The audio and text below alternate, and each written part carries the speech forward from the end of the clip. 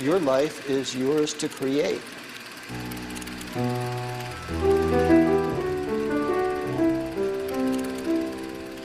Yeah, maybe I only exist in your mind. Still just as real as anything else.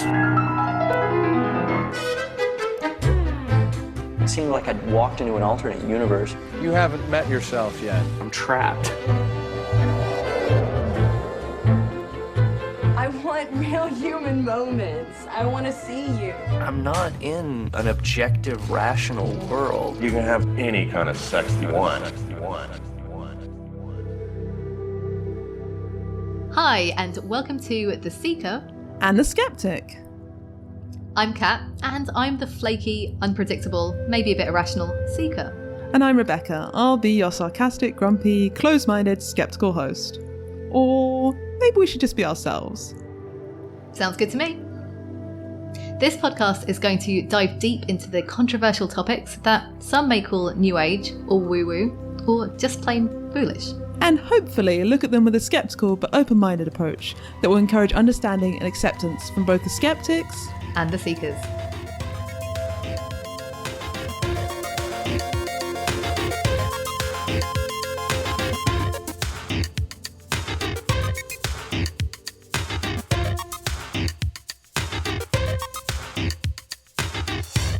This episode, we're getting into some deep shit, talking about lucid dreaming, the collective unconscious, and asking, what the hell is consciousness anyway? So to get us started, we watched Richard Linklater's film Waking Life, a weird documentary, maybe an art movie. An animated docufiction?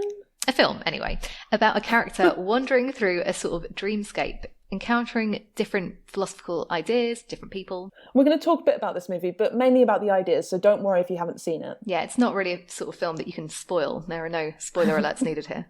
So I watched this movie when it came out. When did it come out? I want to say 2010, but I could be wrong about that. Really? I feel like I was younger. Anyway, I have no idea. I watched this movie when it came out, and I absolutely loved it. It was a sort of movie that I think a friend of a friend was like, oh, Rebecca's got to watch this movie, it's going to blow her mind. And it did. It succeeded in blowing my mind. I was kind of nervous to come back round for a second watch because I thought perhaps it was going to be like What the Bleep Do We Know? Oh, yeah. Like something that seemed convincing when I watched it when I was younger, but now is a bit like pseudoscience-y or just doesn't hold up. Or utterly true. Yeah, or would change my world as a skeptic. So it's been on our list, on our behind the scenes info. We have a spreadsheet with things we're going to do. I call it the spreadsheet. And no, that was just a slip of tongue. But anyway, so it was on there and I was kind of pushing it to the bottom thinking, I don't know if I really want to do this, but we got around to doing it. And the other thing that really interested me about it was this is the first time I encountered lucid dreaming, the concept of lucid dreaming. So I was looking forward to the opportunity to give that a go based on what we experienced from the movie and get a chance to talk about that. So that's pretty cool. Yeah, it's interesting. My experience was pretty similar. I think I watched it when it came out. And for me, I think I just finished university and I had just started having these kind of philosophical, deeper conversations with my friends at uni when we were high. And so Waking Life was a really nice little continuation of that. And I was actually, I don't know, really like comforted to think that these ideas were out there and I could watch a whole film which just delved into them. That said, I didn't really remember any of it, however many years later. No, this me is. neither. But the only bit that did stick in my mind was the lucid dreaming bit, which we'll talk about a bit later. But, I kind of, when I think about lucid dreaming, I think about this film. So before we watched this film and experimented with trying to lucid dream, had you actually had anything close to a lucid dream before? I did. And the first one was when I was very young, like maybe 10 or 11. And I think I had been having some bad dreams. You're quite aware of bad dreams at this point. Yeah. And I noticed that in one dream, for whatever reason, I went to sleep and I woke up. So that was my dream that I remembered. And then maybe a few months later, I don't know what the time difference was, but I remembered that idea in the dream. I was aware that I was dreaming and I was like, I'm scared. I know what I can do. I can just go to sleep and I can wake up. And it worked.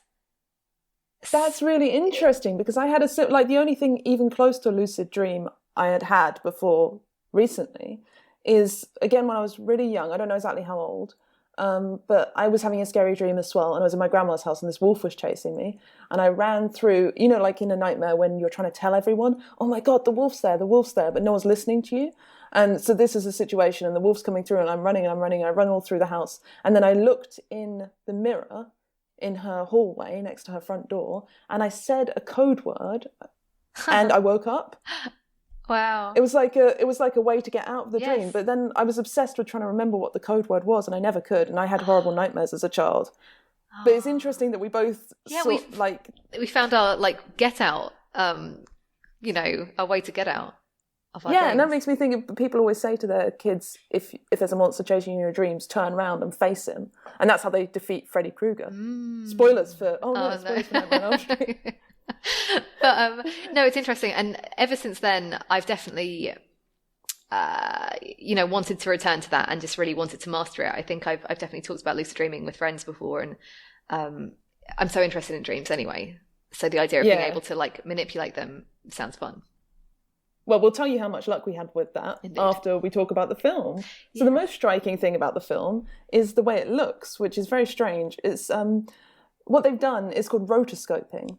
So they filmed all of this, everything, all the scenes, and then they trace over each frame to create a animation. And usually when you're doing rotoscoping, you will trace over it quite exactly to create a really realistic animation.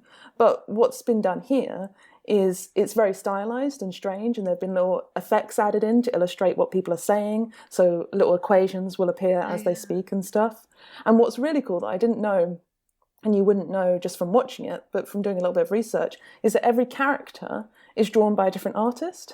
Oh, that makes a lot of sense. Isn't that cool? I thought it was like every scene was slightly different. Actually, watching it the second time, I realised that that's not necessarily the case. But I remember the first time, the people that make up a scene, I thought were just deliberately different to kind of show the nature of the scene, right?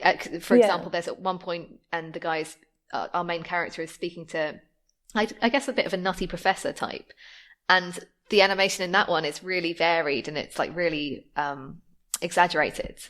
And I just thought it was because of the nature of the profound conversation. Yeah, well, it works really well to illustrate that. But what I really like is, metaphorically, is the whole movie makes you question how we create ourselves, and there's stuff about existentialism in there, and how do we define ourselves as people, and what selfhood is, and then to actually have each individual character being drawn almost like they're drawing themselves, because they're all I don't know, I just thought that was really clever. And as you watch it, because of the technique, everything is constantly shifting and changing, and it's just this very disorienting experience, which is perfect because it's all about a guy going through this kind of dream world. Yeah, indeed.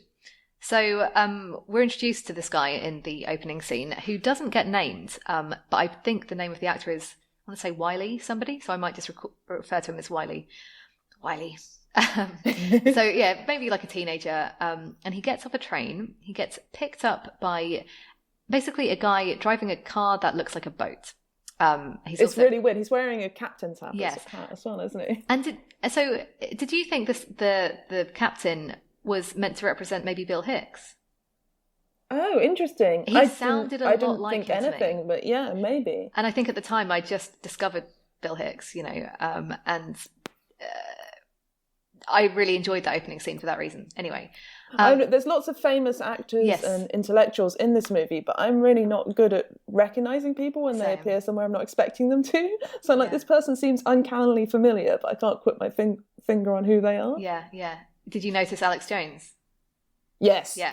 You can't miss Alex Jones. Anyway, so our Wiley character gets dropped off at a random place, not exactly home. We don't know where he is.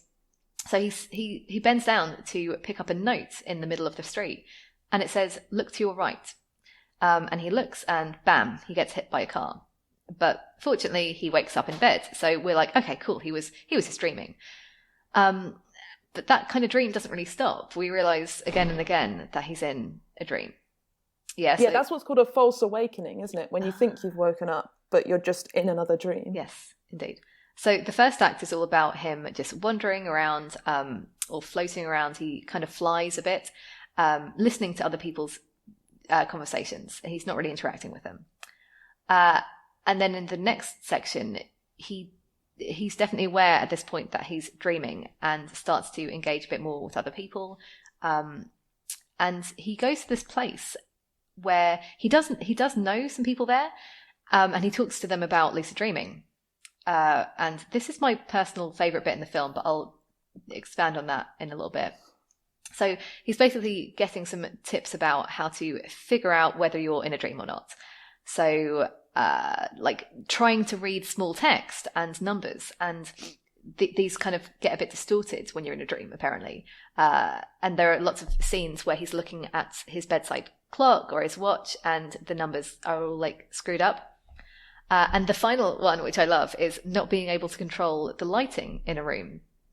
Yeah, that's really interesting. I didn't find that anywhere else when I looked into lucid dreaming. I only found that in waking life. Well, the only thing I'll say about both of these things is I've never actually I've never tried to read anything in a dream. I've never looked at a clock. I've never tried to control the lighting in a dream as much as I've tried. Anyway, so he's going to leave the room, and clearly as a joke, he switches the light on and off, or goes to, and he can't. And then we realise, oh my God, he's still in a dream.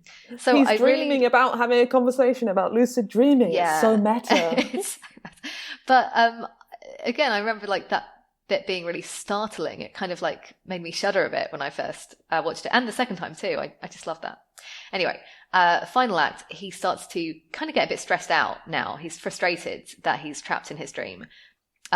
He continues to have conversations, and there was one conversation with the guy that stood out to me, as Wiley explains to the guy that he's concerned that he might be dead, and the guy he speaks to tells him his own dream about seeing his old dog and somebody called Lady Gregory. Do you know who that is? No, never heard of her before. Fine. Who is kind of like... I just, whenever I hear something like that, I'm like, oh, it must be an American reference. That's why I don't get it. It's not because I'm uneducated. And she's kind of got like vomit around her mouth. And the guy telling the story says, it smells like dead person vomit. And he realizes he's in the land of the dead. But when I heard that, I was like, I'm not sure if he means he's entered it in his dream, or if that means he's died, because this is where this conversation is kind of going. Anyway, The film ends with Wiley basically floating off into space. So personally, I was left wondering, did he die?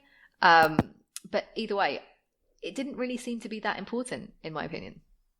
No, I think the whole movie is more like just a vehicle for the ideas. I don't think it's necessarily trying to come to any particular conclusion. It's just like, hey, here's some shit to think about. Yeah. That's it. Indeed.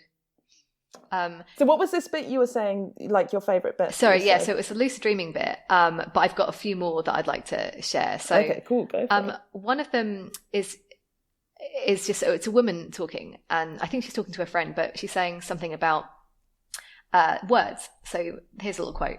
Actually, it's quite a long quote, but I'll just go for it.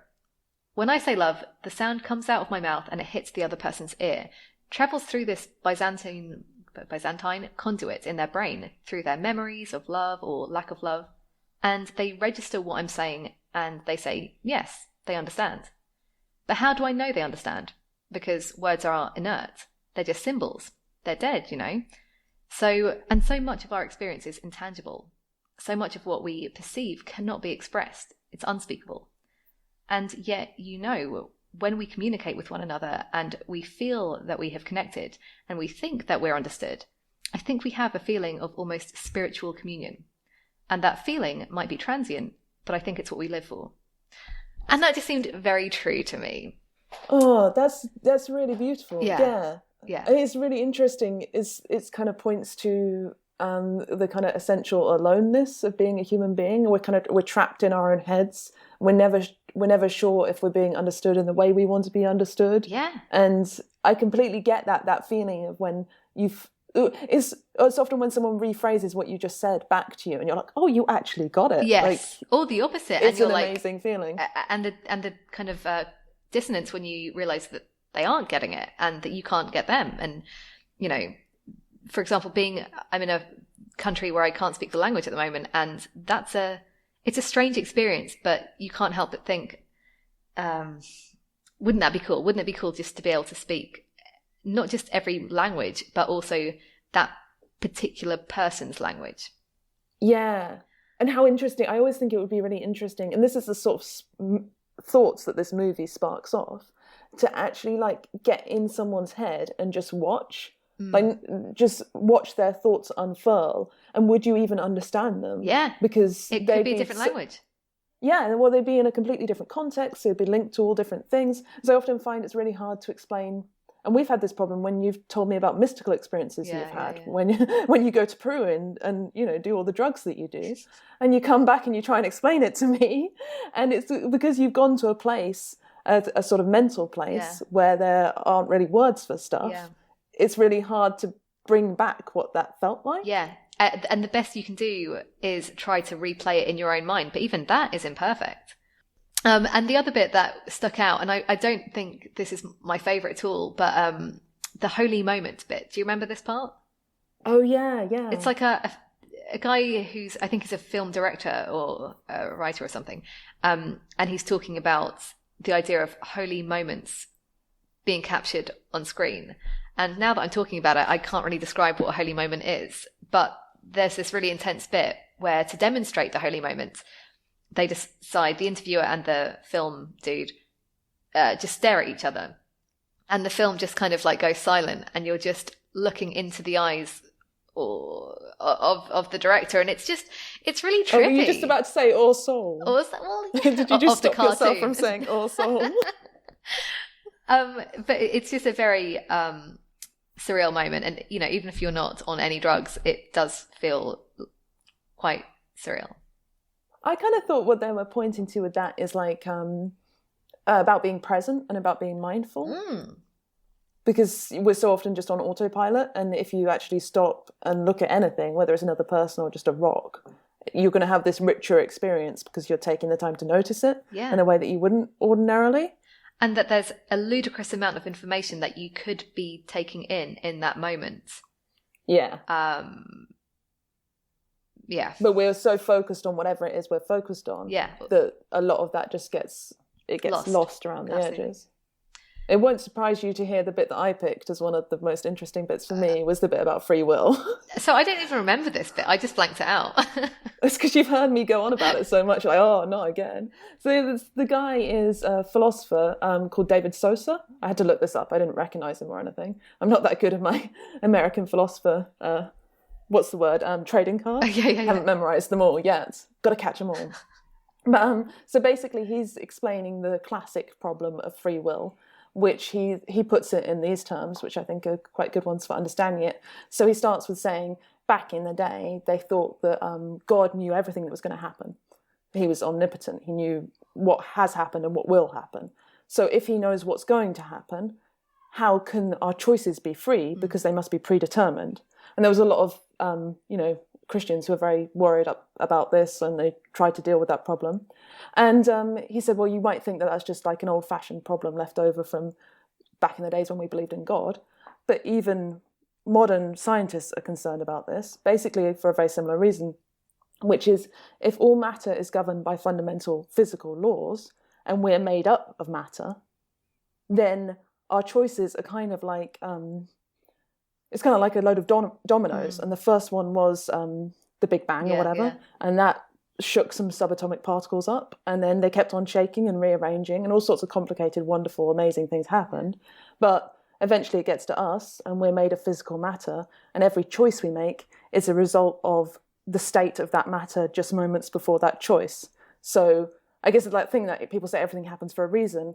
These people, the determinists, would say, yes, everything does happen for a reason, and the reason is the state that immediately preceded it. So the reason why I'm saying these words is because there was an electrical impulse in my brain that made me start moving my mouth, and then the words came out.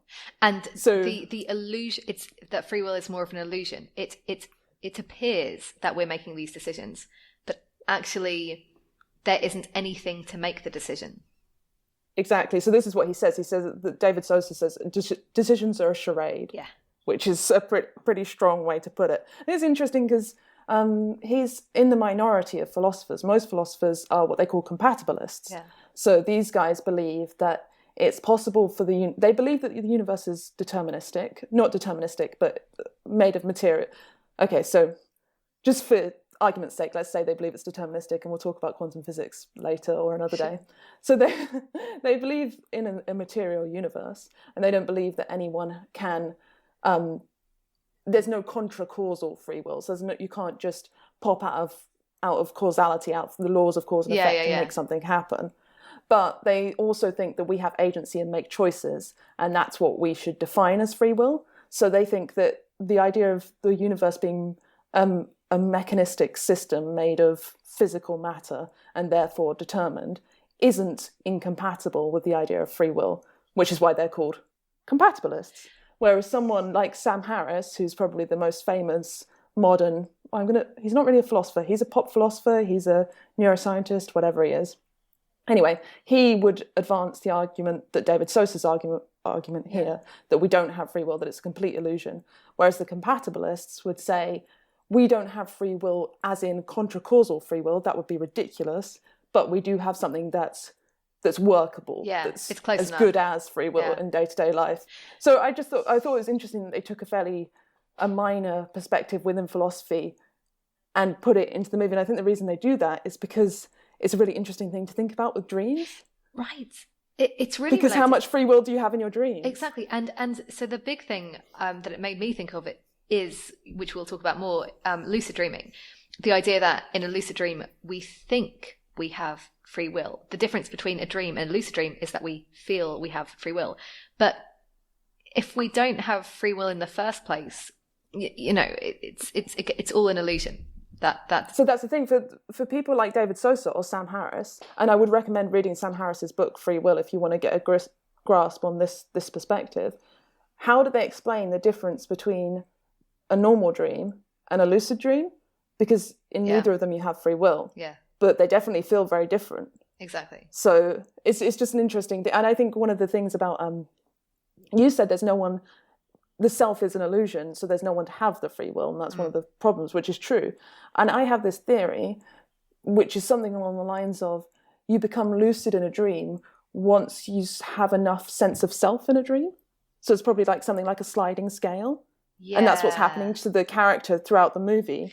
He is becoming more self-aware, and therefore he starts to get a sense of agency. Because the one thing I will say about lucid dreaming, at least, when I was a kid or whatever, or any dream that I have become aware, let's say, in, I can't just go off and fly, or at least that's not the decision that I've made at that time. I end up just kind of just being more aware. It's more like living regular life compared to watching, I don't know.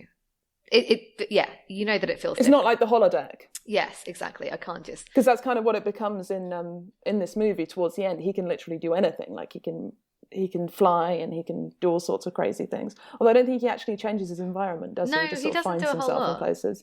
Yeah.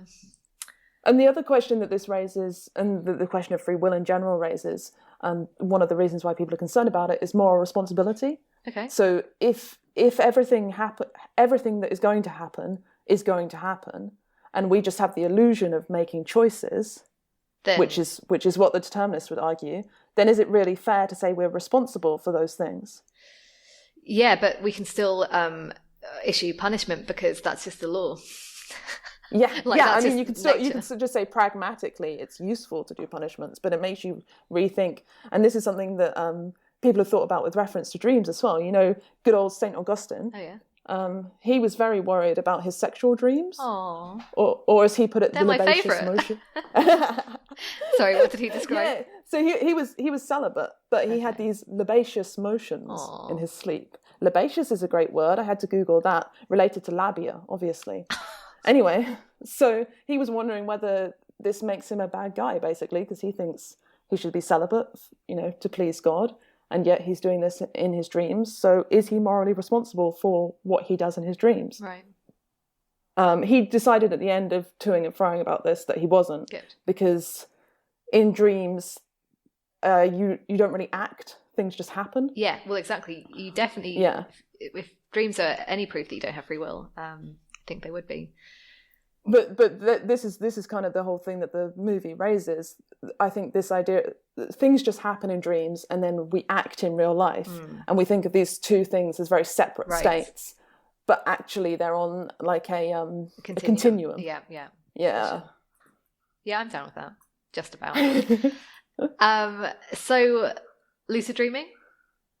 Lucid dreaming, yeah. So of course we had to give this a go. Naturally. But first I did a bit of research to find out what it was. There's an interesting, we should probably bring up this term at this point. So what we call ourselves, us lucid dreamers, or us trying to be lucid dreamers peoples, aeronauts. Okay. I had to, wow, what a great word. I had to stop and pause. It said once in the movie, I was like, what was that word? I'm learning so many new words this episode. Lebacious and an aeronaut. Use them in your day-to-day speech. Yes, please do. Tweet us and let us know how many times you managed to squeeze them into normal speech.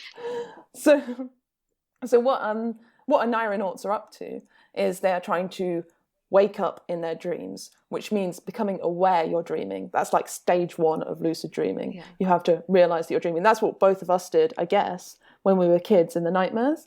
Like, we're like, oh shit, I'm dreaming. I've got to find a way to get out of it. Yeah. So that is technically a lucid dreaming. And then the next step is being able to make choices. So being able to interact with the stuff around you, like walk in what direction you want to walk, say what you want to say. And then the third stage is holodeck shit. Like, I want to be in Amsterdam now and you're suddenly in Amsterdam. So or cool. I want to be in space now and I'm in space. Yeah. And it's kind of, that's the way it goes for people. The first stage, and then if you don't wake up, you can get yourself to the second stage. And then if you don't wake up and you keep practicing, you can get yourself to the third stage. And what surprised me is how it's like a proper, people train to do this. Yeah. They take it very seriously and put a lot of effort into it. I don't know, I just thought it was something that either happened to people or didn't. No, before we did this episode or planned for it, I was aware that people took this quite seriously and, made money out of teaching people how to do it, etc. They say that 50% of people, not aeronauts, just normal people, have had at least one. Okay. These are from surveys, so, I mean, we could debate how reliable people's memories are. You might say, yeah, I had a lucid dream. You might not actually understand what that word means. So it's actually probably higher than 50%. And like you said, there are different levels of lucid dreams. So what one person is classifying as one could be very different to somebody else. Yeah, so if you caught me on a different day, I'd say yes, I have, or no, I haven't, depending on how I interpreted the experiences I've had. So it's quite hard to measure, but it's pretty common anyway. Here's a question: the deliberateness of trying to lucid dream, does that kind of diminish the effect? So, like the accidental waking up in a dream, would you say that that's a whole different thing compared to what we were doing, which was going to bed every night with the intention of lucid dreaming? Isn't that quite a weird thing? It's almost like, It's weird. It's kind of similar. We were talking about our sleep paralysis episode. Yeah. Obviously, you can have people who do have sleep paralysis just randomly, but we were saying, you could actually induce it. Yes. Go back to the sleep paralysis episode if you're interested in that. What surprised me is a lot of the techniques for achieving lucid dreams are the same as for achieving sleep paralysis, which is a bit worrying because you could be like, I'm going to have a lovely lucid dream and, go flying over a field of daisies or whatever I want to do. Oh no, it's the hag. Exactly. Oh my God, the Hat Man. Yes. No, he's carrying a bunch of daisies. It's not good enough. And when you sent me over some instructions, and one of them did involve trying to induce sleep paralysis, and I was like, no, not going anywhere near that thing. It's not worth it. Yeah. So the big similarity is that to lucid dream, you have to interrupt people's REM sleep. Yeah. So the kind of the method that people think is very reliable is called the wake and go back to bed method. Except they have you noticed this in the lucid dreaming community? They absolutely love abbreviating things to initialisms. So annoying. And so every third sentence you have to Google what these letters mean. Yes. So that WBTB, wake back to bed. They can't just say that. They have to say WBTB, and then you have to go looking. So this is a technique where you set your alarm for about 6 hours after you've gone to sleep, hopefully slap bang in the middle of your REM period. Wake yourself up, get up, you'll feel all groggy and horrible because it's horrible waking up in the middle of REM sleep. Walk around until you're properly awake, do some stuff, whatever, just so you feel properly awake, and then go back to bed. And when you go back to bed, there are lots of different things people suggest, but basically focus on the idea of I'm going to be awake in my next dream. And then hopefully that will work. There's another couple of methods people have.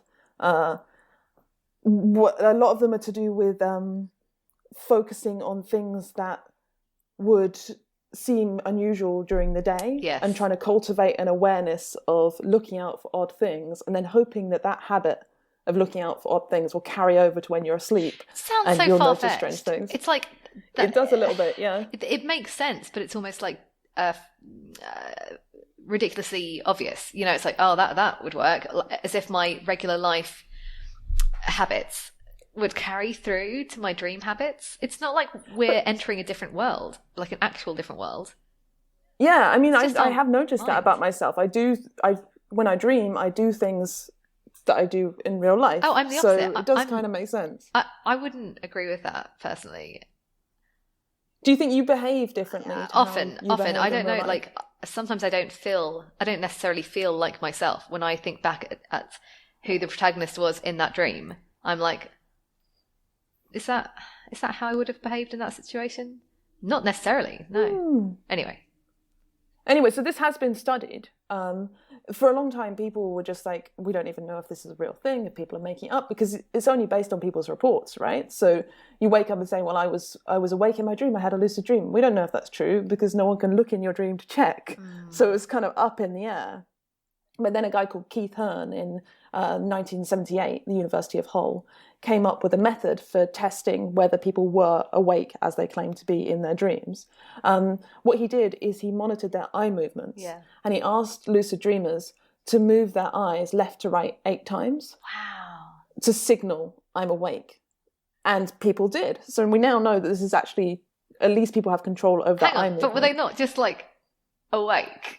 Like actually awake? Well, that's the thing. How do we define dreams? So they're looking at these people in the MRI machines, and they're seeing, or maybe not in the MRI machines because it'd be hard to sleep in one of those, wouldn't it? But then they're looking at how people's brains look whilst they're dreaming, and they see everything that's normal that you'd expect to see in a dreaming brain.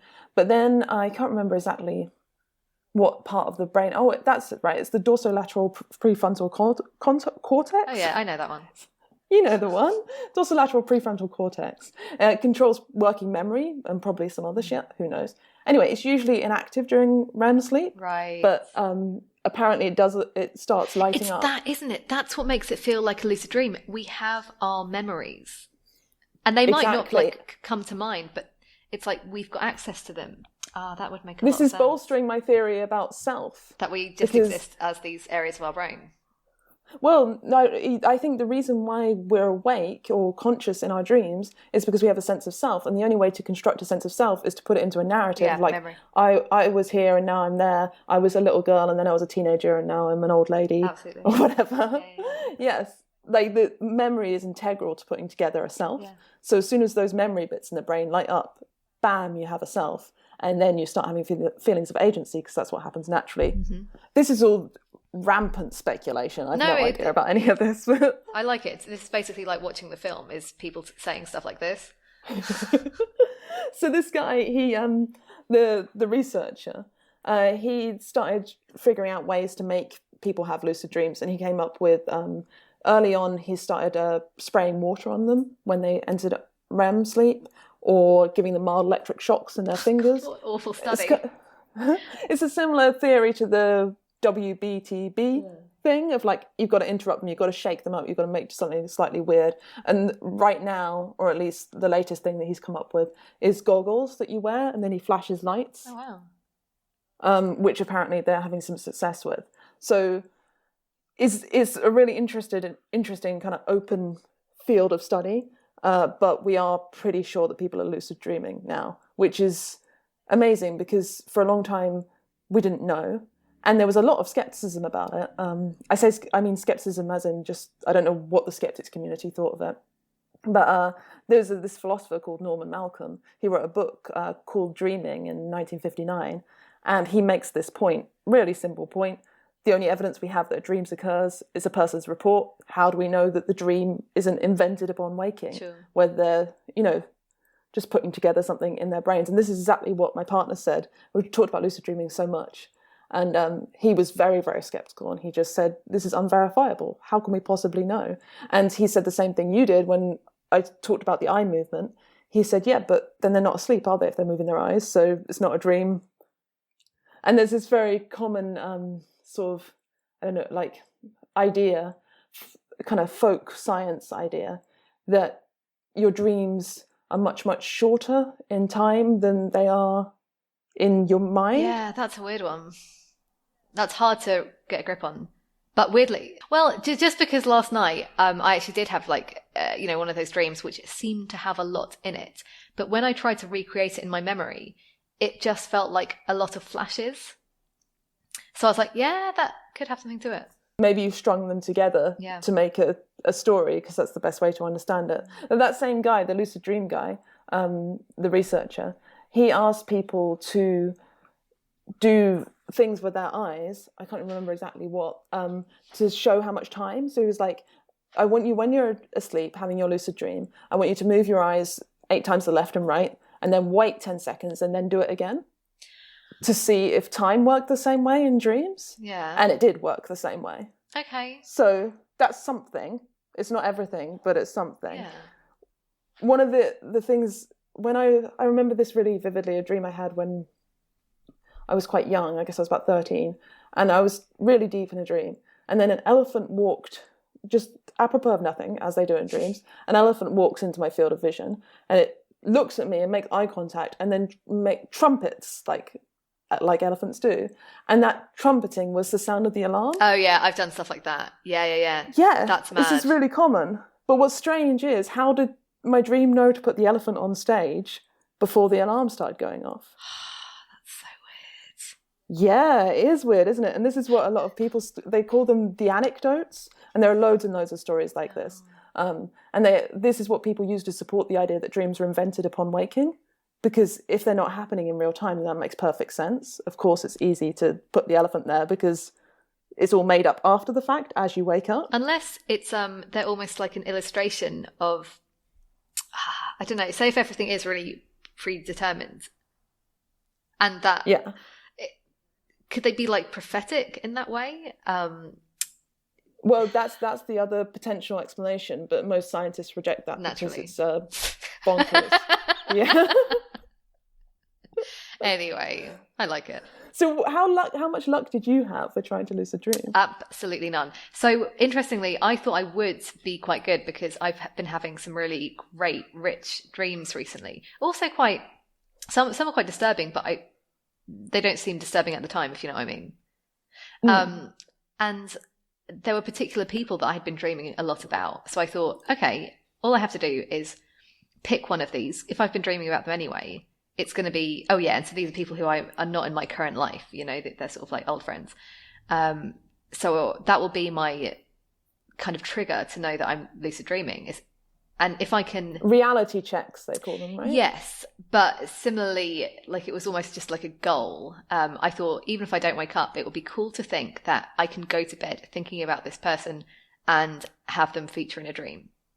Yeah. I was unsuccessful. Oh. I was unsuccessful during the week, every night, when I tried to do it. But the nights when I didn't intend to dream about the person, they did pop up. Oh, weird. So I don't know so my method with the lucid dreaming was mostly about this, like setting your intention before you go to sleep. Write it down. Yeah. Put it under your pillow. But I didn't try the WBTV, right? I didn't try anything like that. So that's what I had to try, because reading the scientific stuff on it, it seemed like that is the most plausible thing that would actually work. Yeah.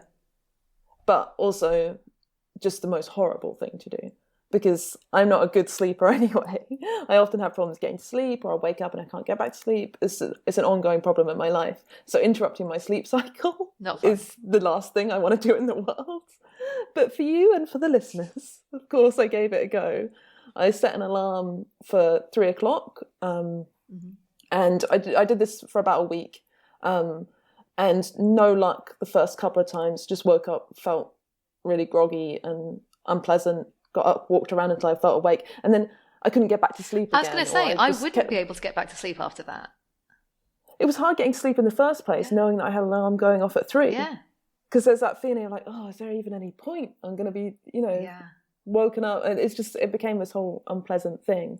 And I thought there's got to be an easier way. So I Googled and I found being sold on Amazon, Lucid-esque is the pills that I purchased.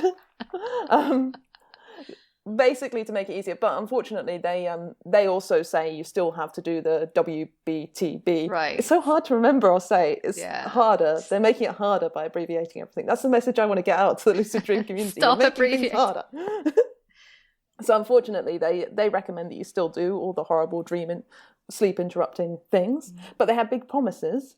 So this is from their listing on Amazon. It says that you can fly at breakneck speed, embark on a great adventure, learn about yourself, talk to your heroes, have sexual encounters. We spend a third of our lives in darkness. Let's turn on the lights. Wow, not bad copy. So I was like, sold. Yeah, sounds really good. I'm always a bit like, it will not surprise you to hear, I'm always a bit skeptical of these sort of things. It sounds a bit like nootropics. Oh, yeah. Like, Which, they're just... I thought they worked. Yeah. Well, I don't know. Maybe we should do an episode on nootropics. But what's inside I these feel like things? it's just... Okay, so what we have is... I'm going to try and pronounce these words. Huperzine A, alpha GPC, choline biatrate, ginger root extract, and cardamom extract. Bizarre. So I'm like, the ginger and the cardamom, I don't care about these things. They probably do nothing. Won't even bother looking into them. But I did look into the 3 ones with fancy names. So Huperzine A is a purified Chinese club moss. And they've done studies on it with Alzheimer's and dementia. And there's sort of preliminary evidence that it might help with memory. Wow. So that's interesting. I mean, who knows if it works on healthy people or if it's anything to do with lucid dreaming, but you can see why they might pick that out. The alpha GPC is also thought to be good for memory, but there's like insufficient evidence to say it does anything. So may as well cross that one off the list. And the choline is like a B vitamin. Yeah. You get it, I think you get it from spinach. And eggs. You get it from... But you wouldn't. Well, yeah. But you wouldn't. I get it from spinach. So you should just get enough in your normal diet. You don't need to supplement or anything. But what it does as part of a normal diet is it helps with memory and muscle control. And it's thought to be protective against Alzheimer's. There's some good, suggestive evidence there. So that's interesting. They're all about memory, everything they're putting in there. Well, it's interesting because I assumed that it would have valerian root extract because I've heard people do get quite good dreams on that. And I've also... But that's going to send you deeper to sleep, isn't it? Not... Oh, sure. So you'd get wacky dreams, but you wouldn't necessarily, have lucid dreams, which seems fair. Yeah. I don't know what the evidence is on valerian. That's just what I've heard, that it gives you deep sleep. Yeah. But it's, who can say? So I took these and my partner took them as well. He didn't have any effect at all. He said his dreams were vivid, but he also felt really sick the next morning. And then I went on the Amazon reviews and a couple of people said they felt quite sick the next morning. Wow. So that's a known side effect, or at least it's known by the people who comment on Amazon. So I had kind of something close to the beginning of a lucid dream. And I think I might continue with these experiments because it was quite exciting what happened. I WBTB'd and I was going in and out of sleep, like, oh God, I've got to get up in a few hours, falling asleep for what feels like a couple of seconds and then waking up, that in-out feeling. And I'm having this long, confusing, stupid dream. And then I'm in a like fast food restaurant and the manager's being really mean to the staff. And then I'm awake and then I'm back in the dream and I've got like a big plate of chips and a waiter comes over and just starts pouring ketchup on. He pours way too much on. I'm like, oh, this sucks. And then I'm out of the dream again and I'm back in the dream and I pick up my phone and I've got a text, but I can't read the text. It's just... Of course, yeah, it's scrambled. exactly. Yeah. So I think that was kind of like a cue for me somehow. I know it's from my friend Jen, but I don't know what it says. And it's quite big, like a big green bubble on my phone. And then I wake up and then I go back to sleep and I text Jen, I'm dreaming. And then I woke up. That's so cool. I know, so close to, like, that's stage one. Because I kind of... But I don't know whether I actually knew I was dreaming. How did it feel? Or because I was thinking so much about lucid dreaming. Yes. Oh my God, that's so interesting. Like, because the big thing about lucid dreaming is I think you do feel different. So when you were texting, okay, no, forget that. When you looked back on the dream, did it feel like you were consciously... I felt like when I saw her text and it was just a big block of text, but I couldn't read it.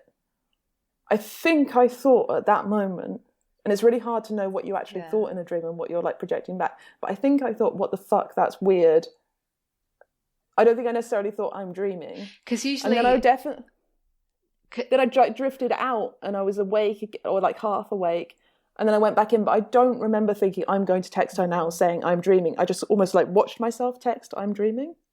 Yes, yeah. So it really is. It's like a halfway house. Oh man, you have to continue with this and update I'm us. going to continue with my experiments, and maybe we can do a further episode, or I'll just let you know at the beginning of another episode. It's a reason to listen to every single episode. No matter how uninteresting you find the topic. Of other people's dreams. But no, I do find it very interesting, and I'm glad that you had some results with that. It was very, very strange, and it was kind of, I can see now why people keep pursuing it. Yeah. If I didn't have such a problem just with normal sleep, I would look into it much harder, but it's really disruptive to my life. Yeah. And I feel like the benefits are like everything that they're promising on these pills, talk to your heroes, have sexual encounters, like it's all about like flying and having sex with people. And I'm like, flying would be nice, but I'm not going to give up my night's sleep to do it. And I am already having sex with everyone I want to have sex with. So, like, I don't know. Maybe they're trying to sell it to someone other than me. But I can't think really of what would be worth it for all the hassle of disrupting your sleep cycle and doing all these strange things. Like all this week, I've had a wake with a question mark written on the back of my hand, so I can check it at regular intervals. Yeah. And the reality check that I've been trying is pushing my index finger through the palm of my other hand. Oh, yeah. Because apparently in a dream, your finger could just go straight through, but obviously in real life it can't. So it's like a lot of lifestyle changes to achieve something that I don't see that many benefits from. I personally think that you're crazy for thinking that it's not worth it, because the idea that you could literally live anything, experience anything that our minds are capable of, and knowing my dreams, my unconscious dreams, like how crazy they are, to be able to experiment. Okay, so here's another thing. Could you even dream of something as rich and interesting as an automatic dream?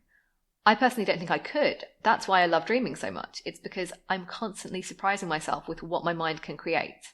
Yeah. So just wanted to backtrack a bit about like what this film really was about.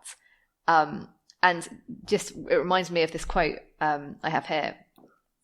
The trick is to combine your waking rational abilities with the infinite possibilities of your dreams. Because if you can do that, you can do anything.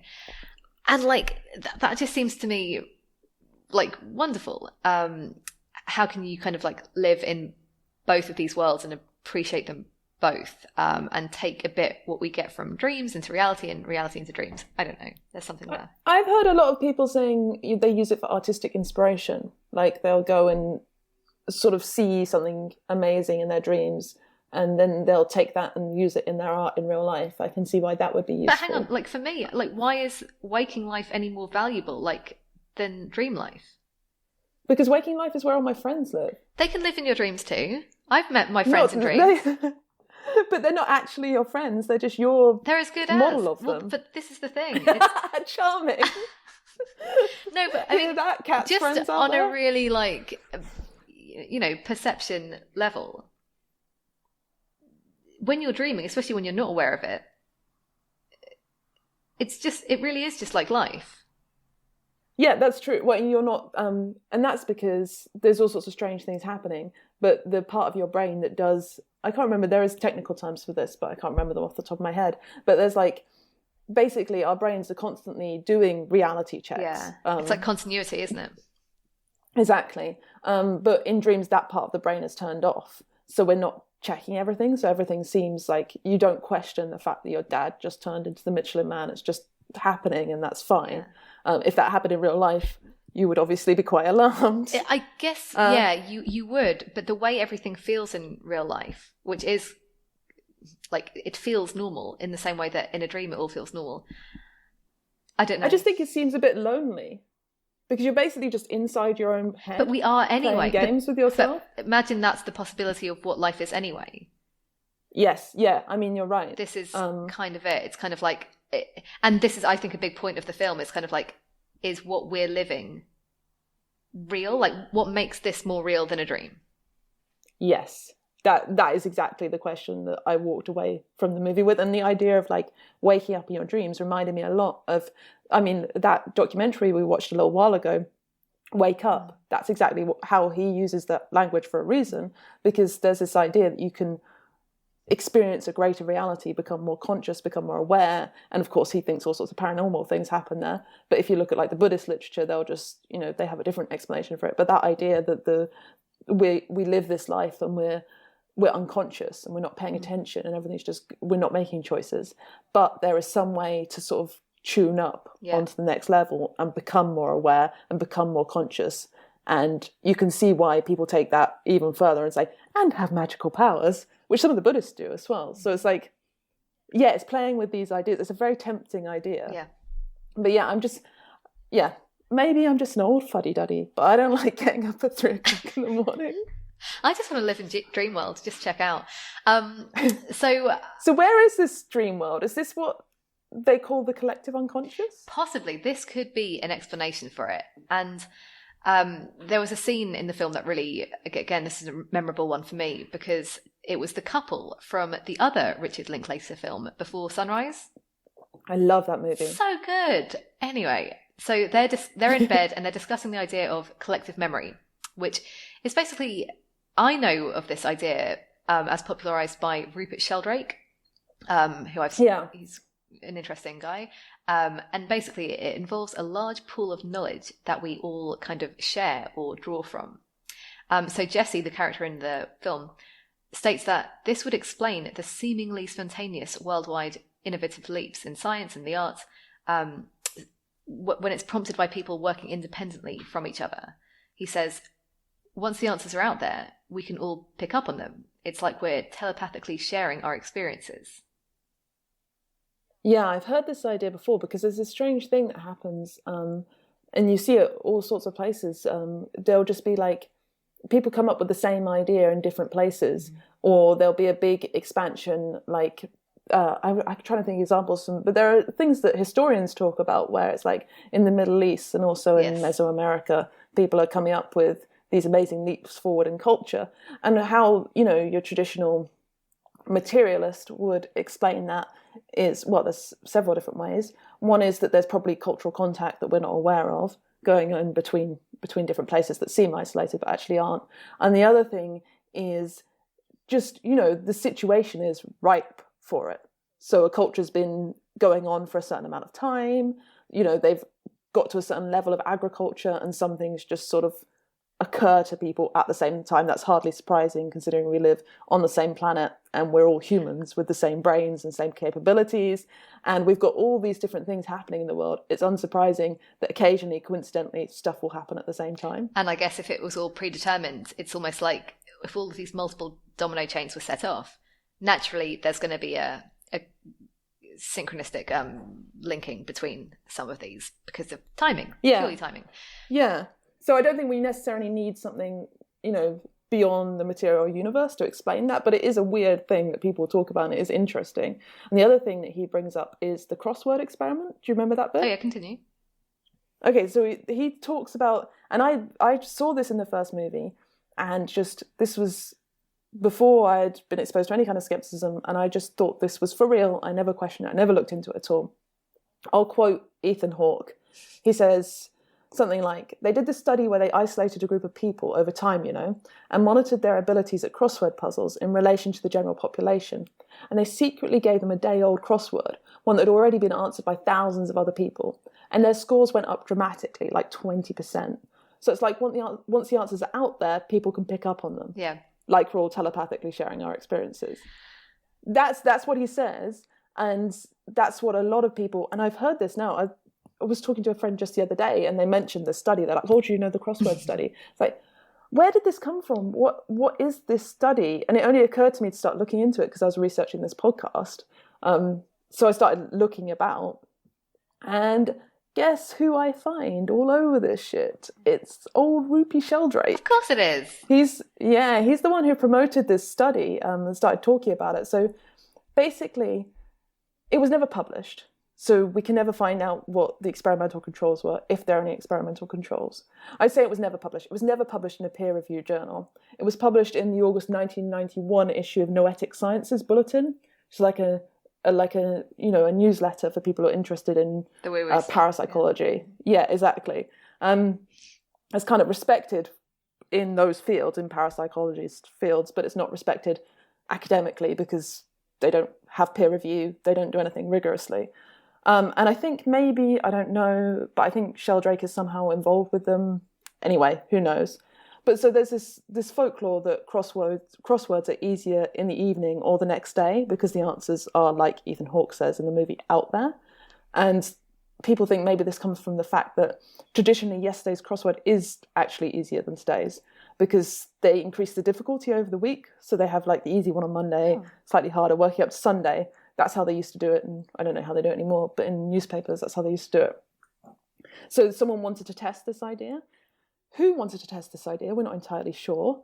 I found different accounts. Sometimes it's Monica English, sometimes it's Monica England, but she's always described as a grad student at the University of Nottingham. And they say in 1990, she wrote her PhD thesis based on this study. So what people say is that she used the London Evening Standard quick and easy crosswords. So there's two different crosswords. There's a quick one, the easy one.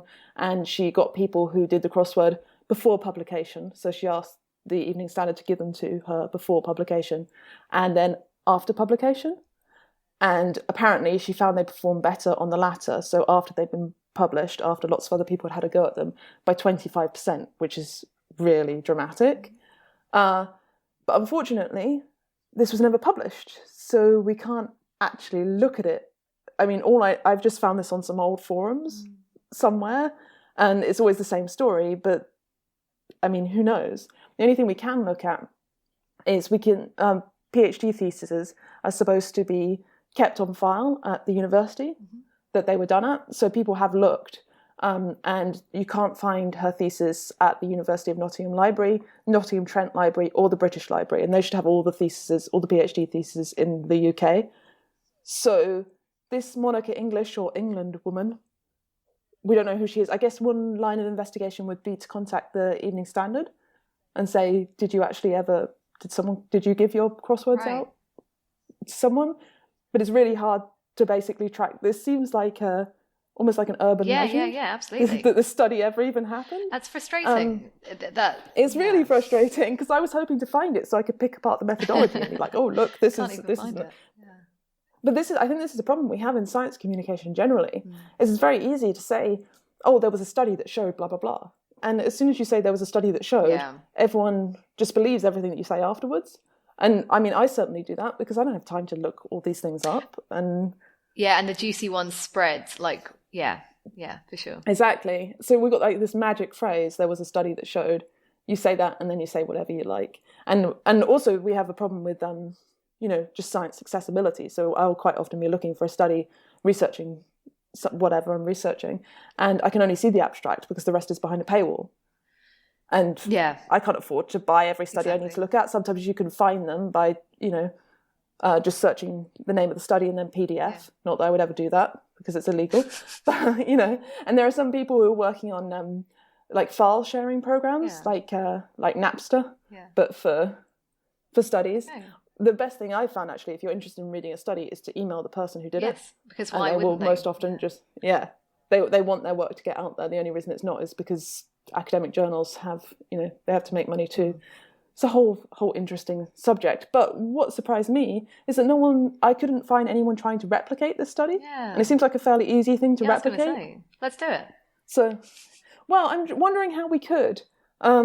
We should definitely look into it. It's something that maybe our local Skeptic Society might be able to help us with, even get a group of people together and do them.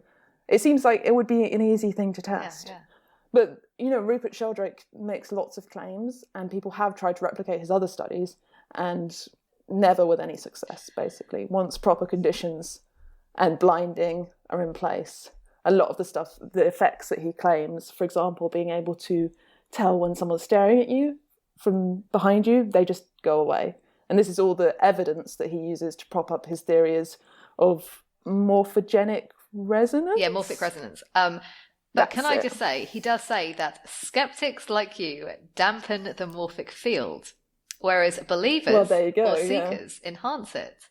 So, can't be proven wrong. What we need is some believers or seekers who are really good at science. Yes, yeah. Because the problem, there's this problem, parapsychology is people who do it really want to find results generally. And a couple of people have spoken about this. There's an amazing parapsychologist called Richard Wiseman. He's a rare parapsychologist and also a skeptic. And he goes and tries to replicate the studies that parapsychologists do to prove all sorts of things, ghosts and, telepathy and things. And he's found it's really shocking how poor the science these people are doing. Right. And that's probably partly because they want to find the result. They want to believe what they believe, and they want to find the evidence that supports their belief. So, yeah. I don't know. I think I'm all up for this idea personally. I think it explains a lot. Partly because the idea of morphic resonance. So, this idea that we don't have to store memory in our physical brains. Instead, our brains are acting more like frequency receivers, like a TV aerial. And we just use them to tap into this external collective memory. And it explains a lot. Where would that be stored? In the ether. So my memory is crap, and I don't know where a lot of my dreams come from. Particularly, I don't know where a lot of my ideas come from, let alone my dreams. And I've experienced these kind of weird, you could say that they feel like synchronicities or coincidences even. But for example, I came up with a live event a couple of years ago, and to name it, I worked with my co-founder to come up with the name, and we basically just put lots of random words together, trying to figure out what sounded good. So it did feel very random. So we put them all together, found our name, Wildfire Women, and then when I went to register the domain, I realised another Wildfire Women in the States had just been set up just a few months before. Oh, how annoying. But it wasn't annoying. It was very interesting because, and they were also doing something similar. And I was like, I've never heard of them, yet timing wise, this is uncanny. Yeah, you have a natural sense of what words sound good together. No, you can't. The idea of putting two W words next to each other There are lots of sense. words, Rebecca. There are lots and lots of words. That is not just a frickin' coincidence. That is morphic resonance in action. So yeah, and according to Sheldrake, this accounts for the phantom limb experience. It accounts for how dogs know when their owners are coming home. How you dreamed the elephant before the phone rang. Well, the phantom limb thing, we don't need morphic resonance to explain that. That's already explained by science. Dogs knowing when their owners are coming home. Dogs know if you come home at 3:00, then they know you're going to come home. If they hear your car pulling up, they know you're going to come home. But the idea that they know that dogs are telepathic and they know you're coming home, that has been tested, and that is not true. So, okay, what was the other one? Oh, the elephant dream thing. Well, that can be explained by the way we put dreams together. That is an interesting thing, but I don't see what it has to do with morphic resonance. What about the evidence in nature? How animals show evidence of imprinting? What's imprinting? It's like animals doing things automatically because of this kind of like instinct.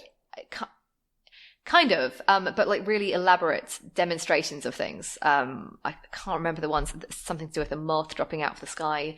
I need to get these examples better to attack you with, but I unfortunately don't have, but imprinting in general, it seems to align with morphic resonance. And in neuroscience, it's this idea that these patterns of behavior, like instinct, could originate from the subcortical area of the brain. So the limbic system. And these are the structures that link to the rest of the brain and the nervous system and, involve our emotions and long-term memory.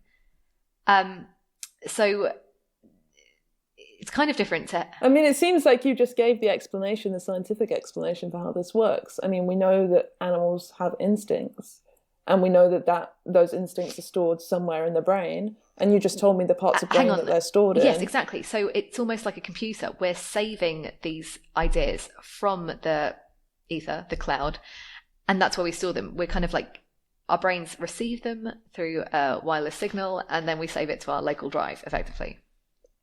And you think that's more likely than us just being born with instincts?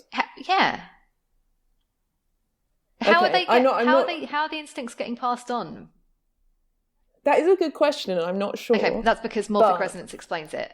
I won. I feel like a lot of this stuff there are massive gaps in my understanding, and there are gaps in the understanding full stop of all scientists. Yes. But saying it's kind of like the God of the gaps argument. I think we've spoken about this before. Just because we don't know doesn't mean Rupert Sheldrake's idea about morphic resonance is right, especially when he has absolutely no evidence to support it. Yeah.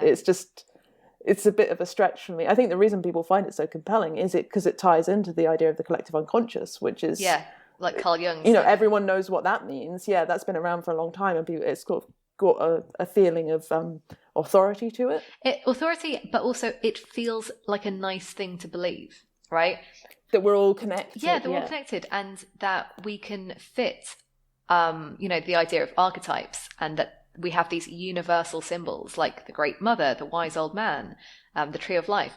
That all of these things, the fact that we can say, oh yeah, humans just know this stuff instinctually, it does give you the feeling of belonging to a club, which is nice. Yeah, I am fascinated by the whole idea of archetypes.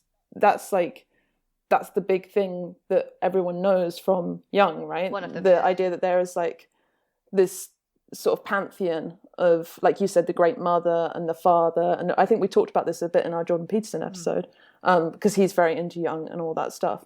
But as I was thinking about this, I was like, how we used to use God or the gods, depending how far you go back, to explain how we came to be. Yeah. And now we know that we evolved. I wonder whether these sort of collective unconscious ideas, archetypes ideas, this is like a pre-scientific understanding of something that we're just developing a science for, called memetics. Okay, what's memetics again? Memetics is the study of memes, and memes, by memes, I obviously don't mean pictures of cats, although I guess they are memes. A meme is a unit of culture. So the idea comes from, meme sounds like gene, and that's on purpose. The idea comes from evolutionary theory, and actually, I can't remember which book, but one of Richard Dawkins' books, he mentions it. He introduces the idea of memes at the end of that book, and then other people have picked it up and run with it. So how evolution works, as I'm sure we all know, but I'll remind you, is you have to have three things. And then if you have these three things, evolution is inevitable. So you have to have variation. So there has to be variation within a species. So you've got some giraffes that are stronger or taller than others. Then you have to have selection, which means that the ones who are stronger or taller do better than the other ones. So we have both of those things in giraffes and all living beings, variation and selection. And then you have to have retention, which means that the strongness or the tallness passes down through the generations.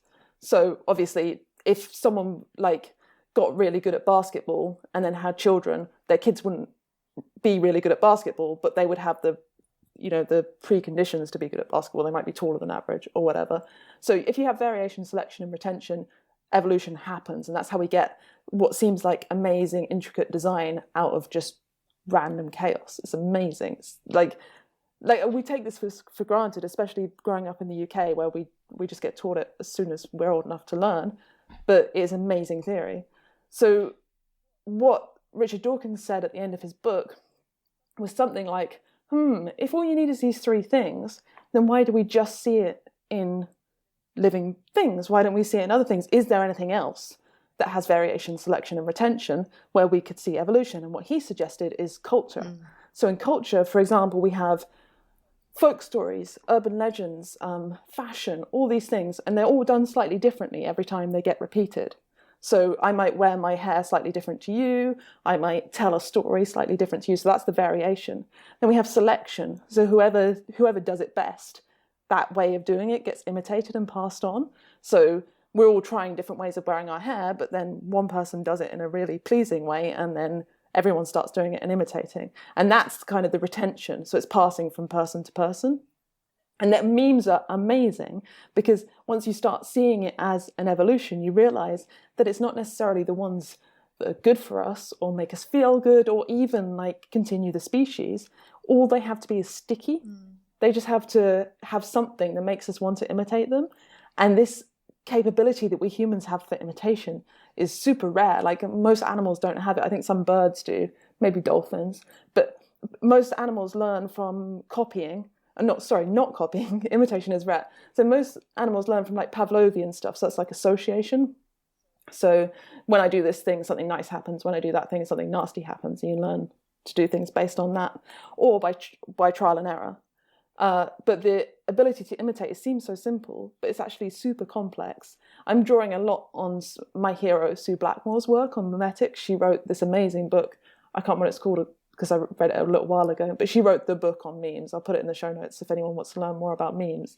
So basically, I think that when people are talking about the collective unconscious or morphic resonance, they're trying to grasp at an idea which is actually can be perfectly explained by just looking at culture and how culture works and how the spread of memes works.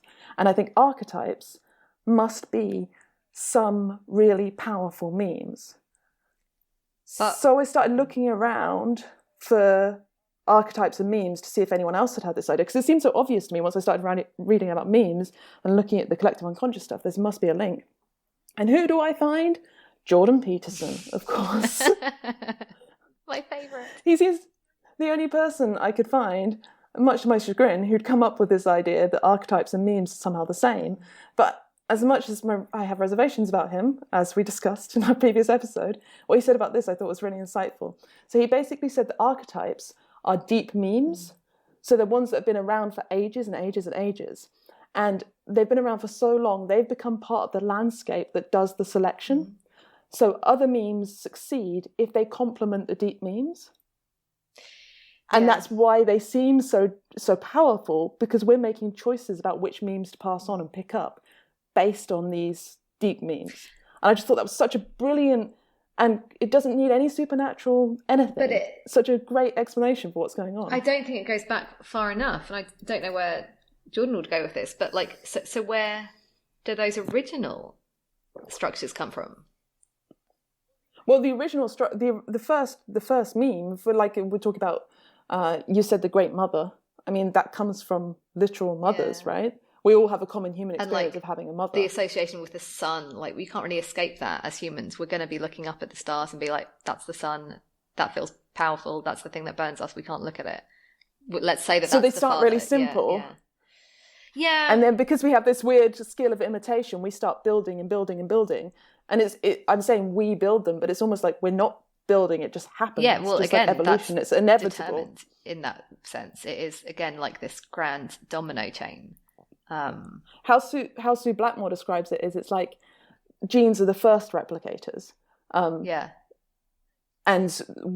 everything we have is thanks to the fact that we evolved. And memes are the second level replicators. No other animals, or very few, have these memes, but we do. And they will go just like evolution did. They will go on their own, and they're out of control. And they make us, there's lots of talk about why we have such big brains. And one of the theories that people who are into memetics have is that we need big brains to process the memes. Right. So our brains will keep growing. It's almost like they're in an arms race with our body, because the brain's a very expensive organ and it's hard to give birth to babies with such big heads. So having a big brain isn't that useful, especially for our evolutionary ancestors. We didn't need the amount of what we've got going on up here in our heads. So it's actually bad for us physically, but it's good for the memes. And so we've got these two these two pressures fighting each other, just forcing us for our heads to get bigger and bigger and bigger. It's amazing. I don't know. It's just like it reframed the way I thought about all this stuff to look into memes. I want to read that Sue Blackmore book for sure. Because this does sound Yeah, good. you should just have a look at her in general. She's a genius. She's written loads of really interesting stuff on consciousness. She's kind of like a mystic almost. Like the combination of the way she thinks. She meditates a lot and has written about Buddhism. She's not a Buddhist, but she writes about, Buddhist stuff. Just really amazing woman. It's nice because it's not dismissing the ideas that archetypes exist. It's more just another explanation for how they come to exist, which I can get behind, as long as you don't take away the things that I find magical or meaningful. But you can explain them any way you like, and I'm fine. I think in a way it makes them more powerful, at least for me, to understand how they exist. It makes them more real. Yeah, because you're connecting it to other things which feel. I mean, science naturally. We're so used to the idea of evolution and genes and neurochemistry kind of stuff. We can get behind that. It's a lot easier for people on the whole to get behind. And you're not asking me to make any big leaps of understanding or anything. Like a lot of this stuff I felt like, especially I tried to read Jung to understand the collective unconscious stuff, and I just found it really difficult because there's just a lot of, he does the same thing Jordan Peterson does, which is unsurprising. He just, a lot of waffle and confusing words. And, yeah, and he'll just drift off into poetry for a couple of sentences, and you're like, where did you go? I'm trying to just follow this through. Sue Blackmore doesn't ask you to do that when she explains memes. Fair. She's like, these are the facts, and this is how they all stack together. I'm like, whoa, it makes sense. And as you say, she doesn't dismiss the idea of archetypes. She doesn't talk about archetypes. That's me linking the two together. But she doesn't dismiss the ideas. She talks about lots of things. She talks about lucid dreaming. She talks about out-body experiences. She doesn't dismiss the fact that people have these experiences. She's just interested in explaining them and understanding them, which I think is really cool. So I think I want to become. Yes, basically that's the conclusion of today's episode. What do you think? Like, is all of this stuff? Is the film a good idea? Is lucid dreaming a good idea? Is thinking about the nature of universal consciousness a good idea? I think, as I said, I think if it's easy for you to lucid dream, then you should definitely go for it. I think if you already have disturbed sleep, maybe, and you've got a thing that works, your sleep hygiene is good, then why risk it? Unless you're really desperate to have sex with someone who you just can't have sex with in real life. That's probably the appeal that lucid dreaming has for me. I was just thinking... Well, I've been hanging out on the Reddit forums, and that is what a lot of people say. That's the first thing they do. Just go and have sex with the celebrity. I was just thinking that lucid dreaming would be a great thing to try out if you were like a new parent and your kid's going to be getting you up at ridiculous hours anyway. So you might as well use that as an opportunity to do some lucid dreaming. What I thought you were going to say is if you're thinking about having children, you could dream what it's like to have children and then figure out whether, like if you've got a decision you're trying to make, you could like experiment with different options whilst you're asleep and see how they turn out. Consulting the old unconscious. Yeah, maybe. Yes, indeed. I heard a lot of people talking about that because I was thinking about like, there's bound to be, there isn't everything, but especially with something like this, there's bound to be some pseudoscience in it. So I was looking for people talking about, lucid dream curing cancer or something. And I didn't find anything like that, thank goodness. I found a couple of fairly plausible accounts of people getting over trauma by facing their fears in dreams, which I could see would work and be really useful. And there were a couple of people saying, if you focus on a ball of light and you send it into your foot and you have warts, then the warts will fall off, and nonsense like that. But there was like very few people. It was a real fringe even of the lucid dreaming sect. So I don't think we need to worry about people actually being harmed by lucid dreaming, apart from losing a night's sleep, which sucks. Similarly with this idea that we're all connected through this one consciousness, I can't see any downside to that, can you? I don't think it's true, and I generally don't go for believing things that aren't true, but I can't see any obvious way it would hurt anyone, except it might hurt the study of memetics, because people would be less likely to be interested in it, and I think that's a really cool developing field that should be studied. But then again, it also might inspire people to study memetics, so it could actually be good. So yeah, I don't think it's harmful, apart from I don't think believing things that aren't true is good.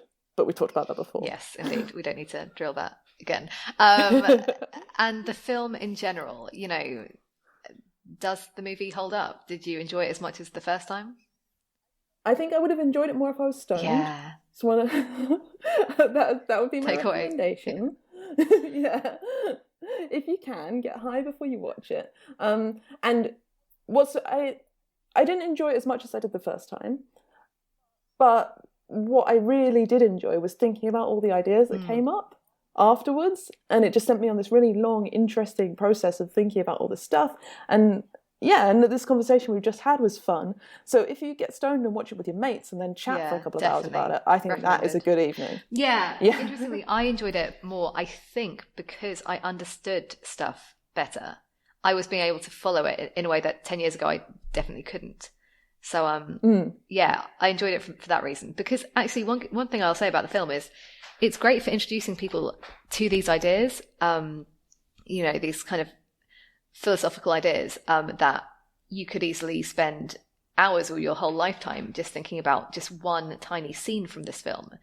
But to introduce them to somebody, especially like a young person, I think this film is pretty awesome for the fact that it does that.